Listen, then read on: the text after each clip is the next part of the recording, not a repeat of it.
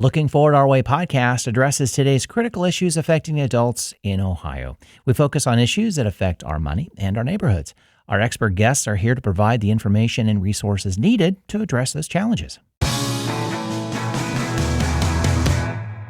Hi, this is Brett. Many in our neighborhood are approaching retirement age, but not quite ready to completely leave employment and a paycheck. Our guest today is going to tell us about his journey to create a new career path for himself while also filling a critical need in the community. Please welcome Mark Matson, residential concierge. We don't get to say concierge. I know. Isn't that a cool word? Yeah. Welcome, Mark. I can't wait to hear more about that title. It's very cool. Isn't that nice? Yeah. Mark, thank you so much for being with us today. We're excited to hear about the journey you've taken. We get into a lot of details when we're going through our phases in life.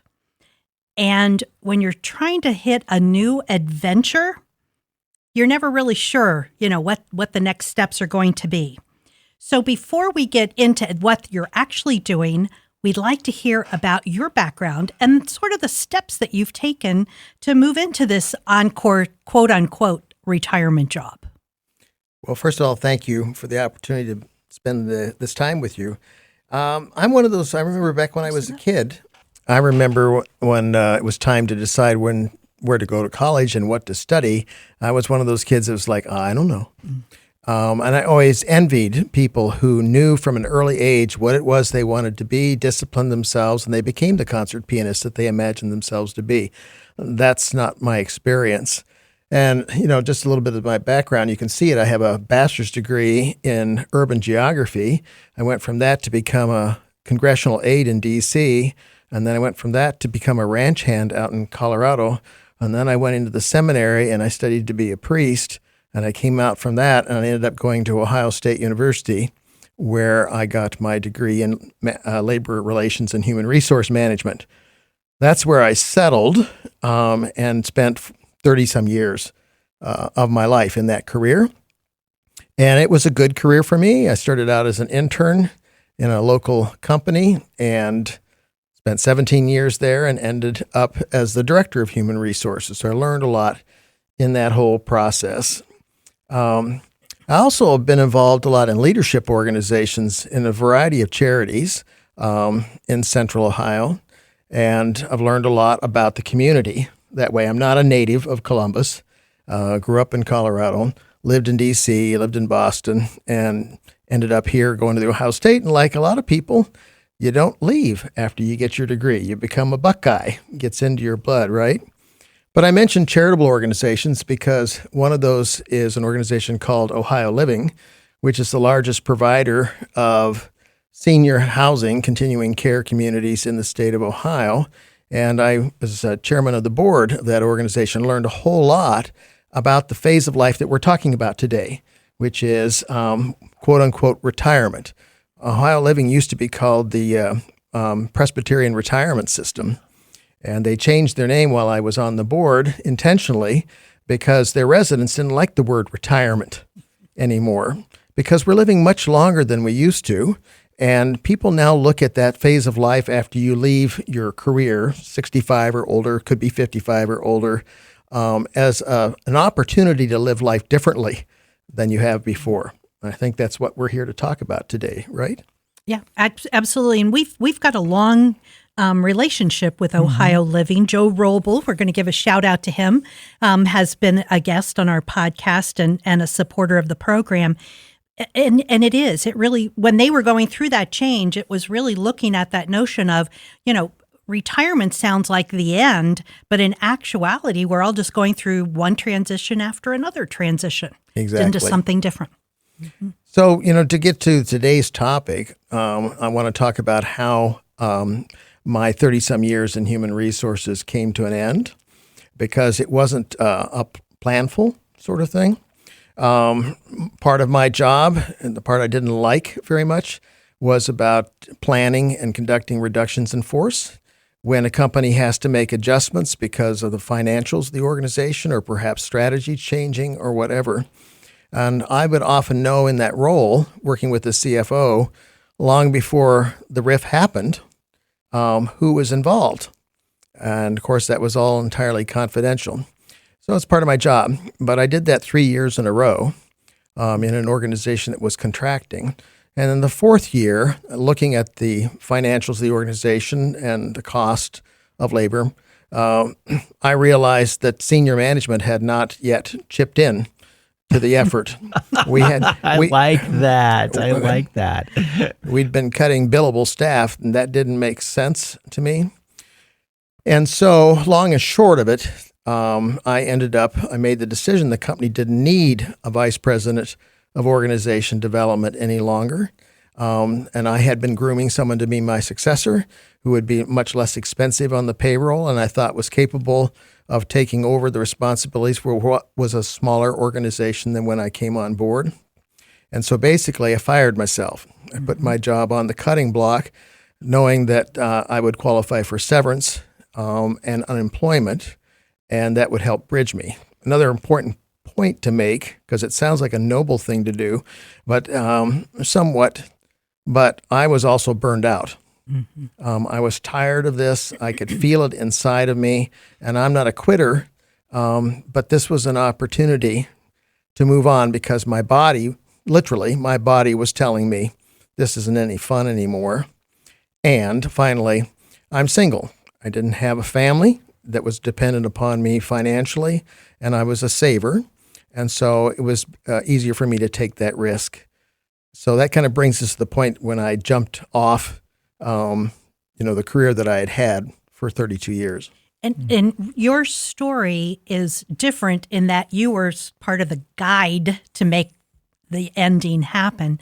But so many individuals in our age range have had to go through this where they have been riffed or companies completely closed. When I took over at Employment for Seniors, we had thousands of people, mid-managers, looking for work, which had never happened before. Because as you said, management is normally not who is affected.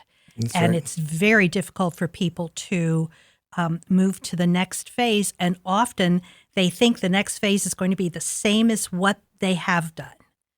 And so you had an opportunity to do something different. Correct. Yeah. Wonderful. And again, we said this before we started recording, and we're going to go down rabbit holes a little bit, but I got to make a comment on that, just thinking that I know people, I not literally know people, but it's saying people in what your position was, could see the future and know exactly, they're going to be gone in X amount of months or a year, whatever the case might be. It's too bad that we can't have a society that would actually let those people know at that point in time. So they had a chance to at least have many more months ahead of time to look for something and to be prepared for it versus what you hear today of like, what was it just I heard recently that a company's going to be downsizing and by the end of December, they're gone. And, as we record the very beginning of November, it's like, again, the company's doing it, but you don't know if your name is on that list. No. That's why we have to be agents for ourselves. Yeah. I think all of us know that our parents' generation, my father worked for the same company for 40 years. That was the norm. Mm-hmm. You had a contract, kind of an implied contract. Yeah. I'll take care of you, you take care of me. Those days are long gone, right? Long gone. And so each of us as an employee have to be advocates for ourselves. Part of my role with doing reductions in force or just handling terminations was working with outplacement firms to help people to do that, affect that bridge. So I have that in my background as well in terms of how outplacement firms help people across that divide, hopefully, to a better place on the other side. And, it goes back to a message that we've had from other guests who are experts in helping people find employment is you are always a job seeker. Because as you said, it's not the norm. I retired from Ohio State after 30 years with the state of Ohio. That doesn't happen anymore. Mm-hmm. And if you are not advocating for yourself and really look at your role as constantly looking for another opportunity, you're going to be behind the eight ball. Yeah. Well, so many boomers have reached or are nearing retirement, some moving with excitement, others with trepidation. We often hear individuals wishing they had a plan, quote unquote, of what to do in retirement. They would likely feel more excited about it. How do you envision retirement for yourself? That's a great question. So I was kind of starting to think about that. I was 62 when this change happened in my life. So 3 years before I would qualify for Medicare, and 4 years before I would qualify for Social Security, because I wanted to take it when I could get the optimum benefit. And so I had a succession plan I was putting in place, and I was also envisioning myself to be an executive leadership coach. And I pursued certification from an organization called Coach Academy, and acquired that certificate. So my thought is that when I've wrapped up my career in human resources, I would then go on, because a lot of my work involved working with leaders and doing leadership training and coaching. Seemed like a natural thing for me to do. And when I left the organization and started the next change, by the way, there's been so many intersections in my life where I've said, well, what now? No, what he just put at the very beginning of going to preschool, basically. Right. No, yeah, I can't imagine him just sitting in front of a mirror going, "What now, Mark?" Yeah, right. Exactly. What now? So I had an offer from an organization that would take me in that direction of coaching, and I started seriously investigating it, but my heart wasn't into it. And I couldn't figure out why I couldn't get the energy for it. Part of it was that I would have to market myself as a coach. And I'm marketing just that, no, I'm not into self-promotion. I don't know how to do this. I don't want to do it. But it was more than that. And I think it was fatigue with people problem solving. I had done so much of that, over time, and I was good at it. So I had developed those skills very well, but my body I just didn't have the enthusiasm for it. So my plan was in place, but my heart wasn't there. And I really wanted something different. And that, the next part of this story about how that opportunity presented itself. So it wasn't in my plan. Starting to just listen to my heart. When you're saying that you were sort of starting to think about retirement, and age is an issue. The difference in our retirements, when I retired from Ohio State, I was only 54. But the retirement system provided insurance for us. Yes. So I had 11 years before I could get on to Medicare. And that is critical. And when Congress missed that opportunity to reduce the age on Medicare, it made a difference in a lot of people who are really thinking about doing early retirements from their current career path and moving to something different, but needing that little bit of stability. It makes a huge difference for somebody who is wanting to make a change. The other thing, too, when I left my position after, with nonprofit management, I was tired, but it was like I couldn't take on one more burden from another person. And that was so folks were saying, you could write grants and you could do resume reviews. And I'm like, no, I don't want to do that. I could do it. Yes. That doesn't mean I want to. Right. Exactly. So Mark and I have had some great conversations along these lines. You bring up a really good point about medical insurance. That's a huge inhibitor. Absolutely. And it's very daunting.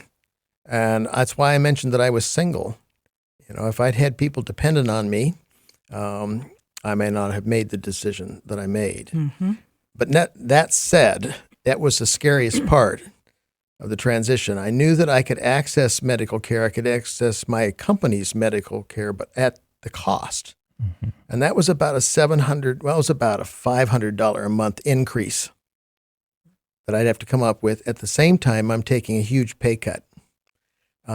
So the natural instinct was to replace what I had been doing with a job that was similar that knew I could do. And I did attempt. I did actually interview and came close to 2 different HR executive positions. And in hindsight, I was spared in both of them when I did not receive it. One of those, this was just before COVID. And in one of them, I would have been hired just in time to start laying a whole bunch of people off. So I kind of see that as divine intervention in a way, right? But I just want to say at the beginning of this journey, I thought, that's one of the things I thought, how am I going to do this? And I really I have to do this a month at a time. I couldn't look too far down the road because it was too daunting. So in the background, I had a friend who was encouraging me to take another leap, which was, we were having dinner one night. This was a woman named Mary that I knew from church. Mary had gone through a similar thing. She's about 20 years older than I am, or 15, something like that. You'd never know it, but different generation. But she left a high-paying career as well.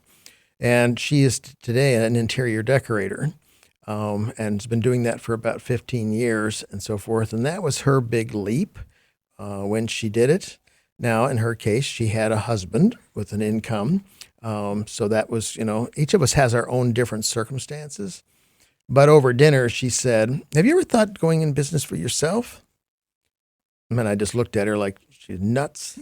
And I said, "No, maybe for 10 seconds, I've thought about that." "You ought to think about that. You could do what I do. You can help be an interior designer." I said, "I don't know anything about that." She said, "Yes, you do." She said, "I see it every time I walk in your house. It's just natural to you. You don't even think about it as a skill set." And I said, "Mary, I have been on someone else's payroll my entire life. I don't know anything about running a business. I'm not good at accounting." And you could just list all the, I can't this, I can't that, I don't know this, and so forth. And she said, "Stop." She said, "I want you to just think about this and see where your heart's at in it." She said, "I didn't know those things either, and you'll learn it one step at a time, one day at a time. Everything I know now, I was taught by other people in the field, and so forth." So that really planted a seed in my mind about something I'd never considered. Then I started talking to other people who were small business people. "Oh yeah, I didn't know anything about that either, but I found this great accountant. She keeps me out of trouble with the IRS and so forth, You want her name?" And somebody else said, "I can give you the name of an attorney that can get you incorporated and help you through the whole thing with incorporating in the state and so forth. And somebody can help me with taxes." And these were all things that were very daunting to me. I just throw a few of those out because these happened step by step, conversation by conversation. It wasn't a grand plan. It evolved, and it really was a journey of faith. I had to believe every day that I could do this. So one of the things I did was set up my little home office, and I went out to Hobby Lobby or someplace like that and bought those wooden letters that you can get, and I put across my wall by my desk, it says, "I can and I will." They're still there.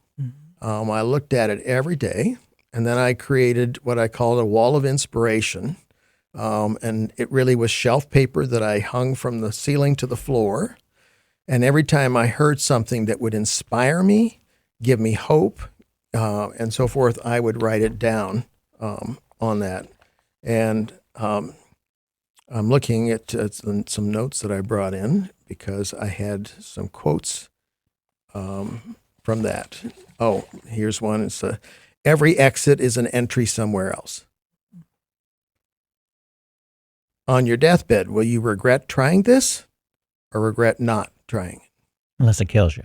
Yes, if it kills you, that's right. Might get you there sooner. Might get you there. But then, whatever. No, but yes, exactly. But it was an adventure getting there. Yeah. Well, I thought about that. I thought, I would regret this if I didn't take this risk and try it.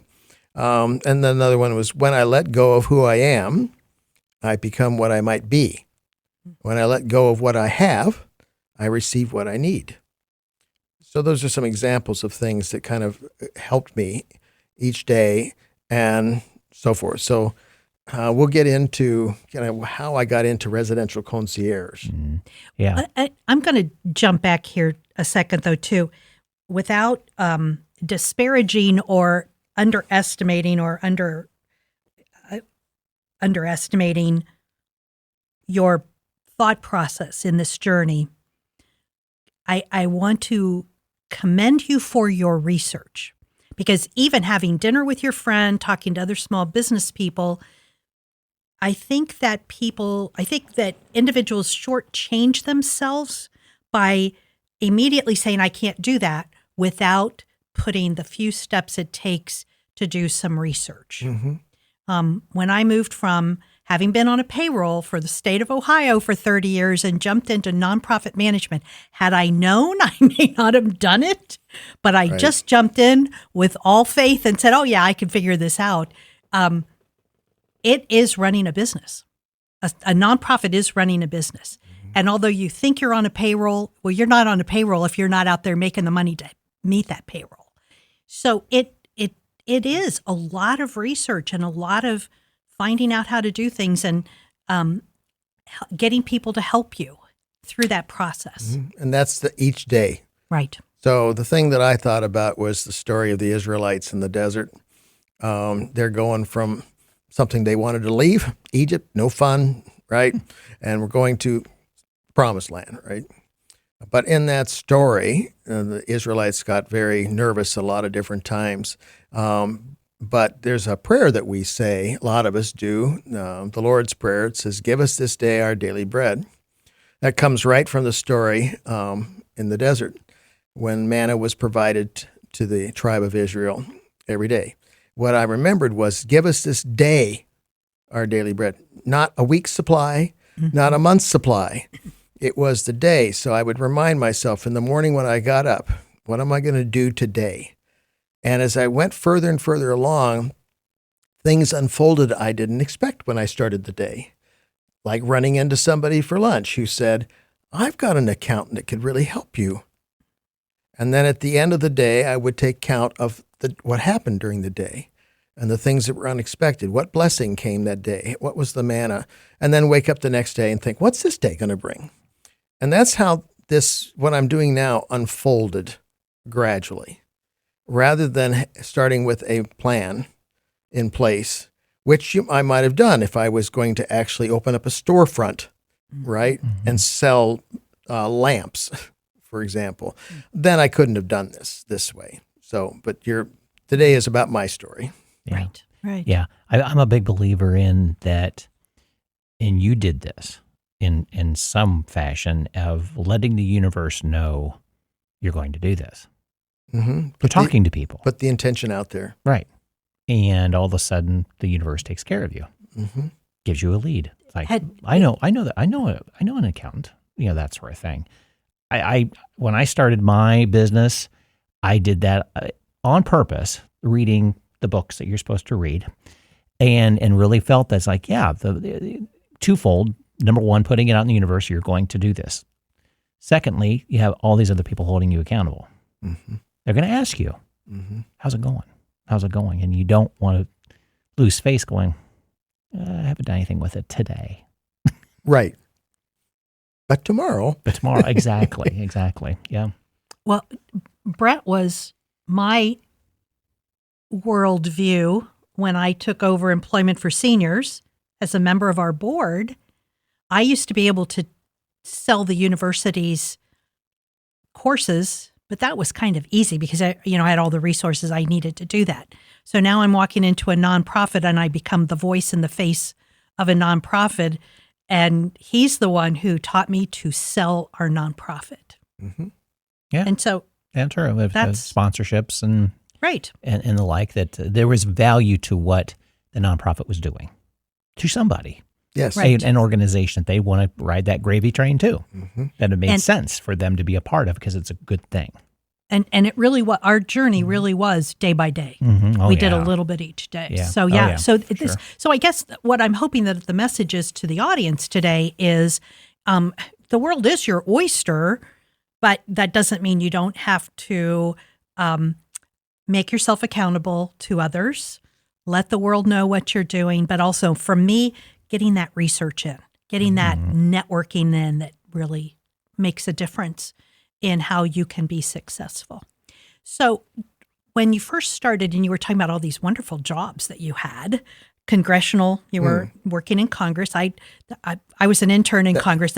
There's nothing more cool than being able to walk around. That's when I decided I didn't want to be a politician. Oh, exactly.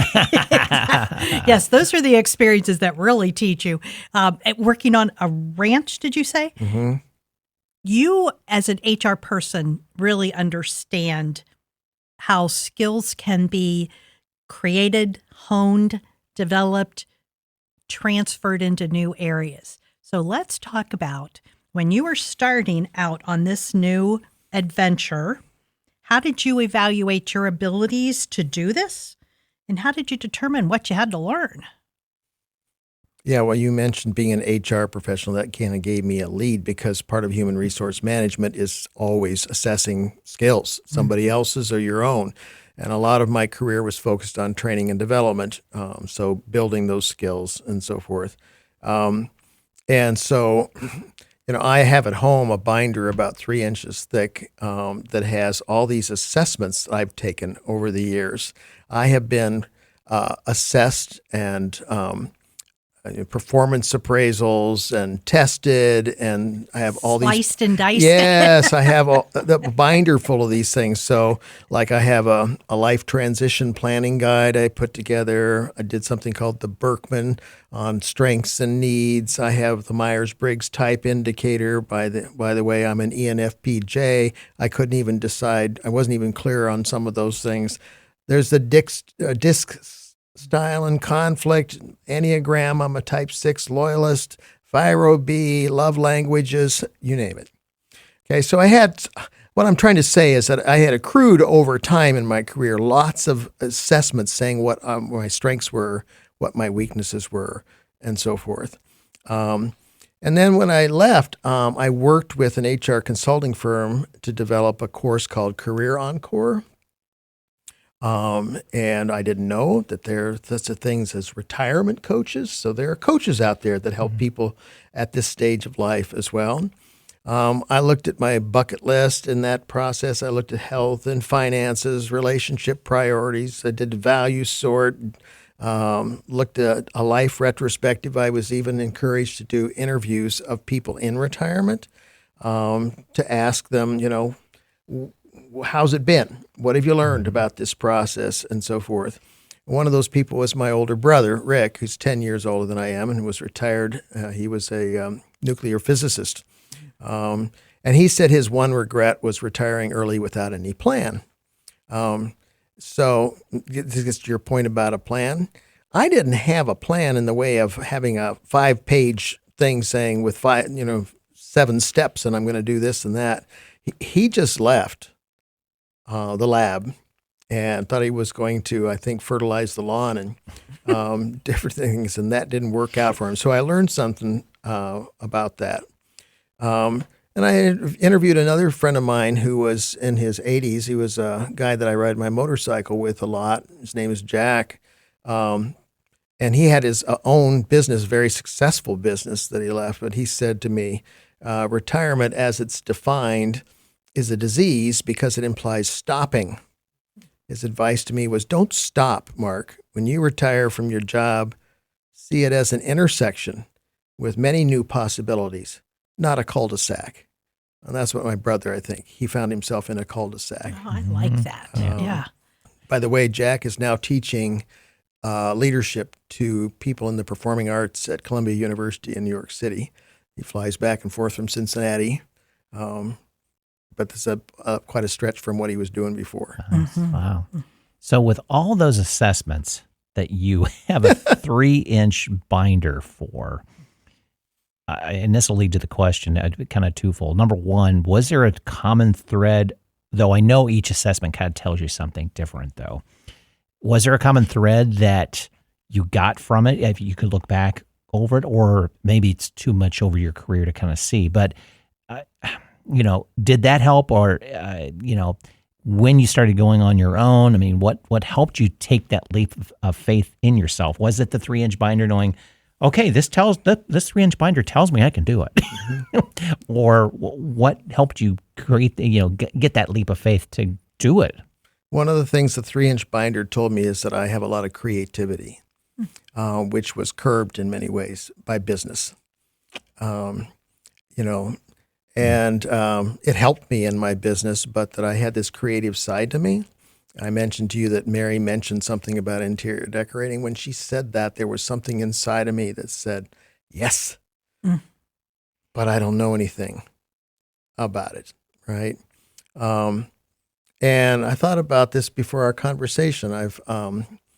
I first started to think I'm not a risk taker. And then I looked back at my life and I thought, no, that's not exactly true. That's how I ended up on a ranch in Colorado. I had gone out to start an MBA program, and it took me 7 weeks to realize I was in the wrong place. That's what everybody did back in the 80s when you didn't know what to do, is you got a master's in business administration. And then I ended up being a caretaker on a 68-acre ranch, taking care of horses and pigs and cows and stuff. And I knew nothing about that either. I was a city boy, but the owner of the ranch taught me, and it was one of the best years of my life. How did you leave that then? Why? Because I couldn't have made a living what I was doing. Because it sounds so... It was great. Nice. Yeah. It does, yeah. So anyway, my point being, I think that I am a person of faith, and I've often... I've taken leaps in the past, but often because I had to. Life kind of pushed me, kind of like having a pirate with a weapon and you're on the plank sort of thing. Kind of that's how I left my HR career, right? But when I was in high school, I remember I ran for student body president, and I had to give a speech. And I was asking my father for some inspiration, and he gave me this poem, which I recommend to people listening today. Look it up on the internet. It's called "It's All in the State of Mind" by a gentleman named Walter Winkle. It'll come right up in your search. But it starts out and says, if you think you are beaten, you are. If you think that you dare not, you don't. If you'd like to win, but think you can't, it's almost certain you won't.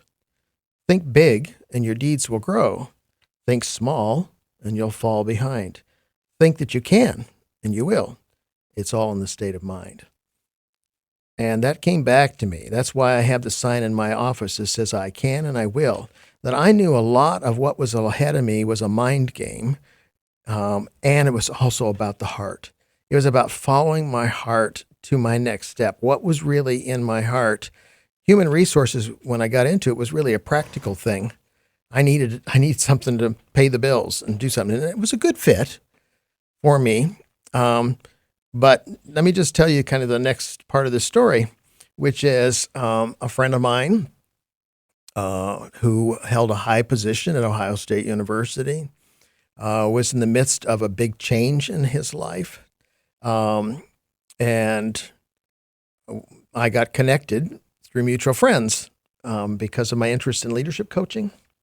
And we shared the same faith, so we had kind of that in common and so forth. In any case, part of his big change was separation from his wife after raising 3 kids. And he was at one of those intersections, well, what now, sort of thing. And he ended up, for various reasons, purchasing a home for himself, a 6,000 square foot home on an acre of land. And I was 100 years old, and I thought he was nuts because he was 62 at the time too. I said, this is not what people do at our point in life, right? Where he comes into my story is he said to me, while you're trying to figure out what you're going to do with the rest of your life, would you be interested in being my project manager? What do you have in mind? He said, every time I come home to this lovely old home, it depresses me because there's so much that needs to be done, and I have no time. I can't wait around for a plumber between 2 and 5 to show up at the house. He had a very demanding job. And he said, so you're interested in homes, old homes. What if I gave you a list of all the things that I think need to be done on this place? And you apply your HR skills. You do the talent searching. You go out and you find the people that have the skills to do what needs to be done. You screen them.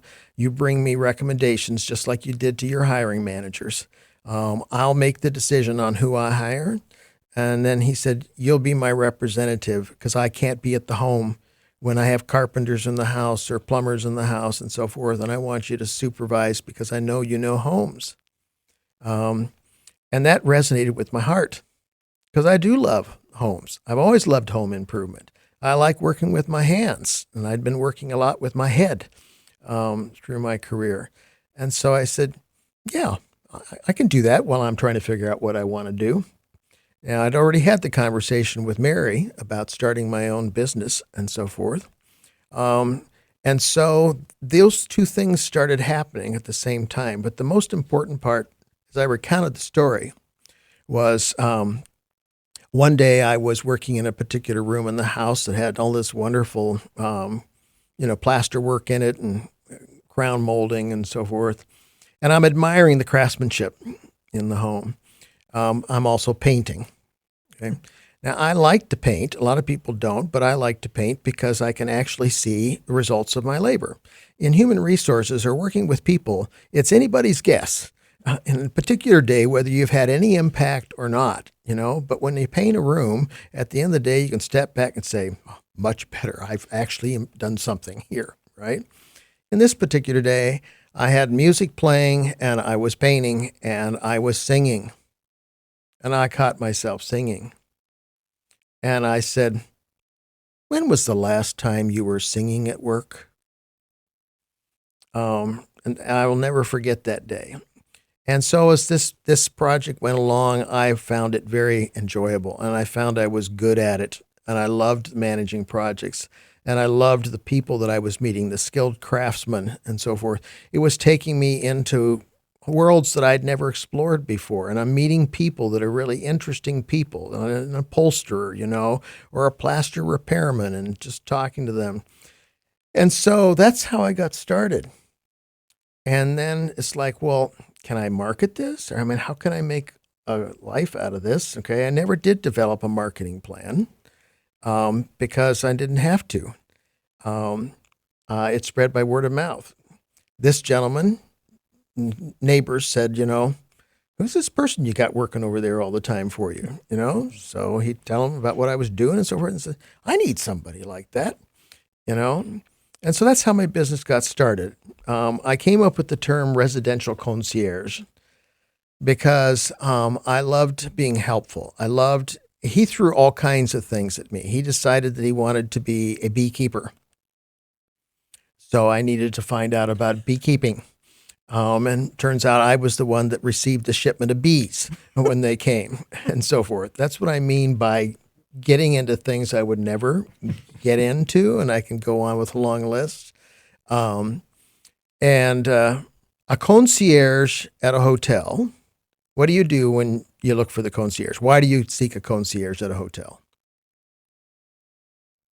So you don't get lost. That's one. In a town that you don't know. Mm-hmm. What else? Find the best things, best people, best places. Yeah. Where's a good place to eat? Mm-hmm. Where can I find a good show? Mm-hmm. How can I catch a cab? What's this, that, so forth? Or shouldn't I go? Yes, where shouldn't I go? Yes, right. Yeah. You want somebody who knows the territory, right? Can help you out. Yeah. And I thought, that's what I'm doing here. I have someone who has a home that they love, and they have problems with the homes. They are improvements that they want to make. They want to get from where we are current state to something different. Might be in addition to the house, or whatever. It might be moving from the house to a new house. How? And so that's what I would do. I would find all the answers to people's questions about how do I get this done? How do I get a piano tuned? Where do I find somebody to repair a grandfather clock that my great-grandfather gave me? How do I... et cetera, et cetera. And so I thought, I'm a concierge for homeowners. And that's how I came up with the term. Actually, it was the guy that helped me develop my website and my business cards. That was the 2 steps I had to take. I had to come up with a name for my business, too, in order to get incorporated in the state of Ohio. So I picked at the time Forward Focus because I was going to do coaching. And it was about, the idea was that I would help people get from their current state to a desired future state, so we look forward. And I thought that's exactly what I'm doing with homeowners, as I'm helping them get from their current state, house that needs a new roof, to one that has a new roof, and help them get from point A to point B. Of the many skills and abilities honed over the years, which provided the tools you needed to develop your new career path? Were there any surprises along the way? Did you have a surprise hidden talent that kind of go, I can do that? Beyond the singing. Yeah, I'm not talented at that. I'm fine when I'm on my own, sort of thing. Yeah. So, in this process, the skills that were applicable were my talent management skills. I've already mentioned. So finding talent, screening it, placing it, and developing talent. I would say my emotional intelligence. In my human resources careers, I had a lot of dicey conversations with people, and often trying to bridge understanding between manager and direct report, or between conflict and direct reports and team training and so forth. But I started learning those when I was a kid in my family, in terms of bridging people in the family and so forth. So I call it my EQ. And then listening. I'm naturally curious, but I'm also empathetic, and I'm curious about why people behave the way they do, how they react to different things, why they act, and so forth. So it makes me, I ask good questions, and I listen. Well, that's a really important thing in customer service. When I'm talking to a client, is my ability to ask questions and draw out what it is they really want and how they want it and so forth. And then listening, of course, to the response. Or I often carry messages between skilled craftspeople and the owner of the home. So I just did that yesterday, working on the repair of a low-voltage lighting system. And I met with the electricians, and I learned how the whole thing was laid out and how it worked with the transformer and so forth, so that I later today can convey it to the homeowner. Problem solving. I learned that I never thought of myself as a project manager when I was in business, but I love it. I love being given a problem, and I love finding the resources and finding a solution. It's very satisfying work. And then leading teams. The hidden talent I think I discovered through all this is that I can be a CEO. Yeah. I didn't think I could run my business. And here I am. I've been doing it successfully. I remember the end of my first year when I paid off the taxes, closed up the year. And because I went month to month, every month when I would bill, do my invoices, I would think, all right, I've made it another month. I'm a month closer. I even had a big thermometer in one of my rooms with going down the months till I could qualify for Medicare and stop paying so much for my health insurance. Okay, another month. Oh, I've only got 9 months to go. Okay, 8 months to go, so forth. But I learned I could do something I thought was really not possible when I started. So all of those skills you learned after. Yes. Yeah. In the process. Which we've talked many, many times prior to moving out, to moving on, knowing your transferable skills, those soft skills, to kind of recognize them. And I think that's a good example. You may not recognize them until you actually get into that new job, or at least back here in the back of your head, you probably knew them, and then they come to the front. But I'm not saying not to try to recognize them prior, but sometimes they're not evident until you go out and do it. And I think, I think that we have a lot of skills that we don't see how they transfer into a new situation. Right. I'm meaning that, really, when it comes down to it. One of the skills I thought you might mention that you didn't was negotiating. I mean, HR folks are always negotiating, and basically that's what you're doing in this job too. Right. Completely different context of the use of that skill, but it's still the same skill.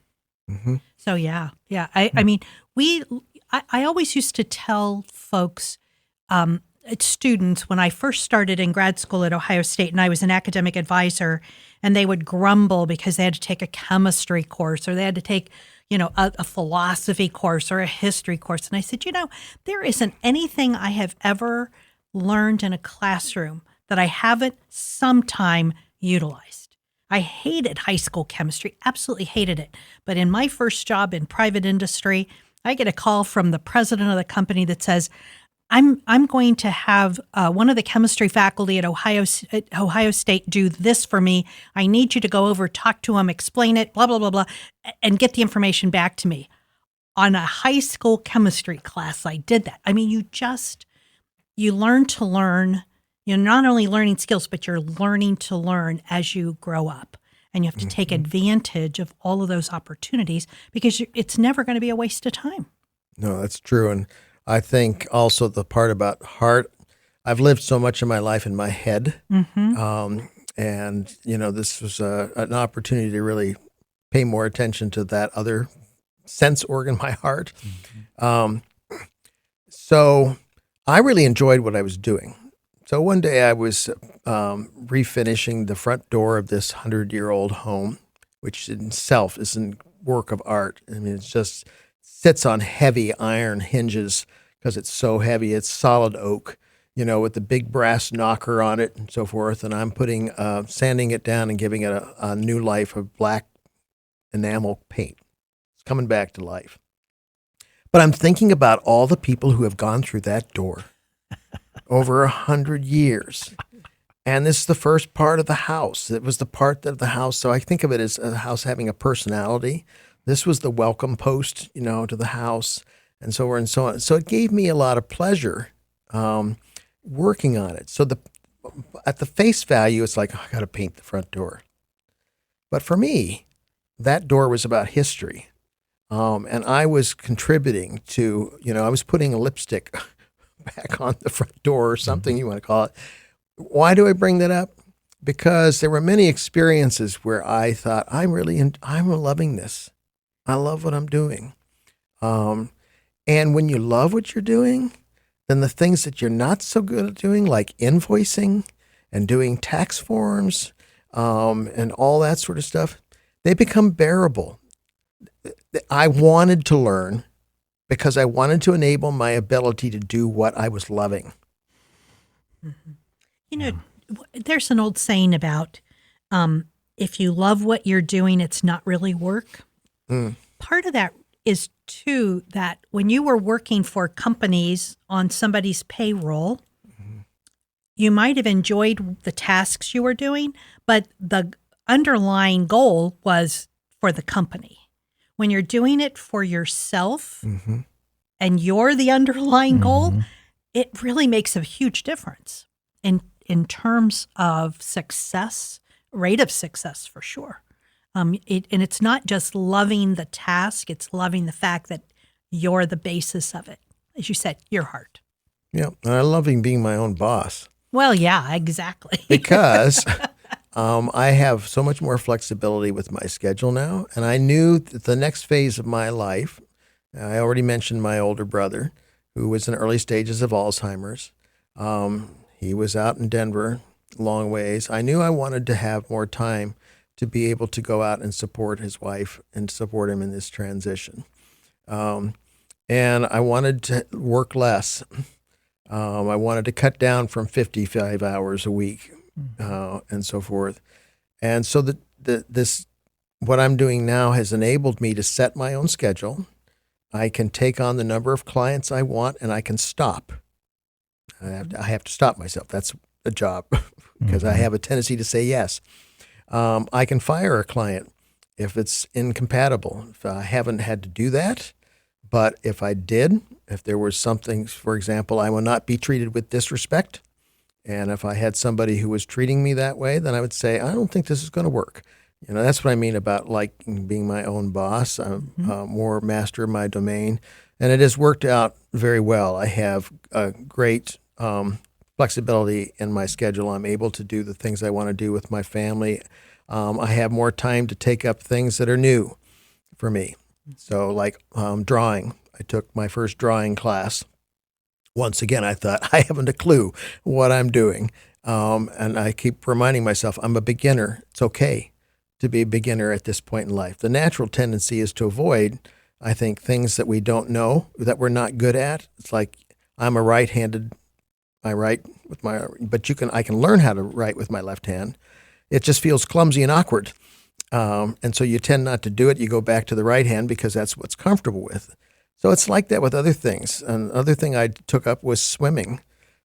I was not a good swimmer, and I thought I want to be a better swimmer. And so I joined, an adult swimming class at the Worthington Rec Center. And it's a little humbling to get into the pool with people that are 30 years younger than you or whatever, But again, it's that state of mind poem that I just read about. I said, we're not here. You're not being evaluated. You're not going to the Olympics anymore. You don't have someone, you're going to have a performance review here, and so forth and so on. You're just learning to swim. Mm-hmm. And so now I'm doing a mile an hour in my laps and stuff. So, but I had the time to do it. That's the point that I wanted to make. Yeah. And it enabled me to explore other sides of myself that I've neglected. So where is this all taking you? Where do you see yourself, I don't know, next year, the year after, 5 years? So next year I will turn the big 7-0. And I'm thinking I want more time. I want time to take a cross-country trip. I want to be able to go with no schedule.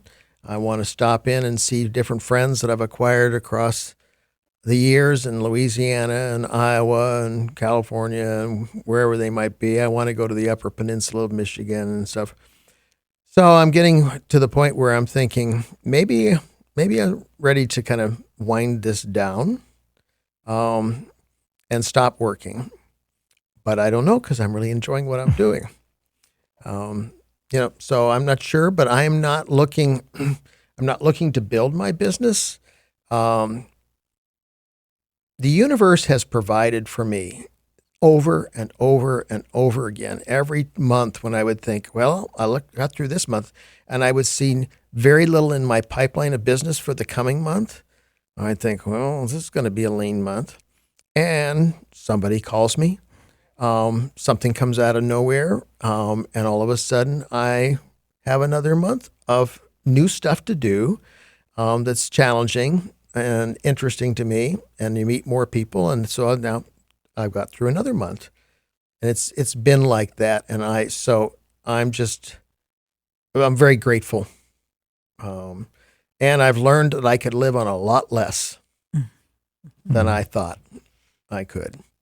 So you had mentioned earlier a gentleman upsizing basically to a larger home, but you've also done a lot of downsizing projects as well too, or you've been, approached to do so and have accomplished that. Can you talk a little bit more about that role of taking all that stuff we've acquired over our lifetime and downsizing that into a necessary smaller apartment? Mm-hmm. Yeah, one of my referrals came to me, involved organizing a project that involved moving a gentleman from his home of probably 1,800 square feet into a continuing care community. His friends thought that he needed probably assisted living at the time, so about 600 square feet. Okay. So that I took on that project. I knew this gentleman, his name is Paul, through church, and knew that Paul was gay and had no family at all, approaching 80, and people who were his neighbors, some people in the church, were getting increasingly concerned about him mixing up his meds, not eating properly, and so on and so on. So I said yes to that project, and I entered the whole world of senior downsizing, which is huge.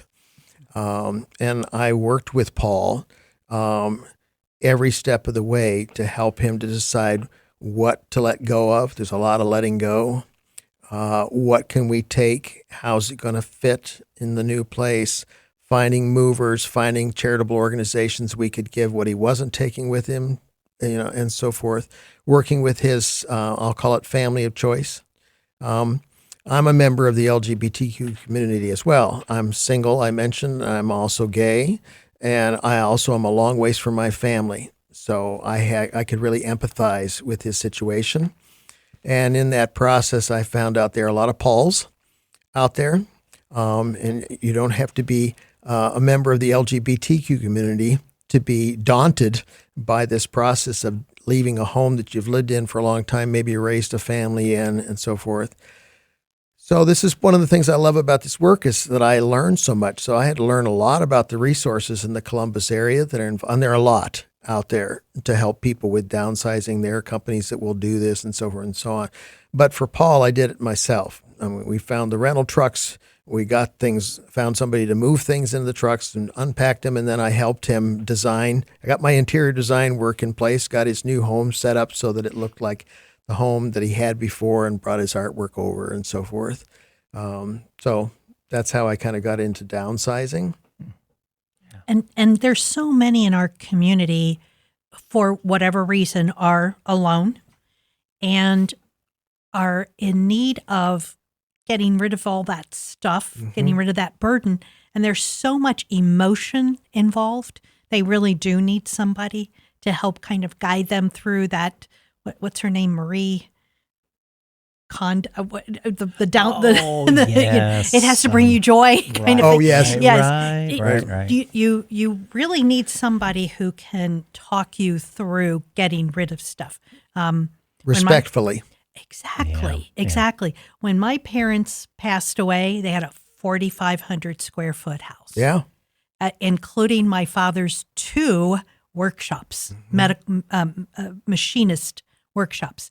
And I was bound and determined to find homes for all of their stuff and not just dump it at the Goodwill.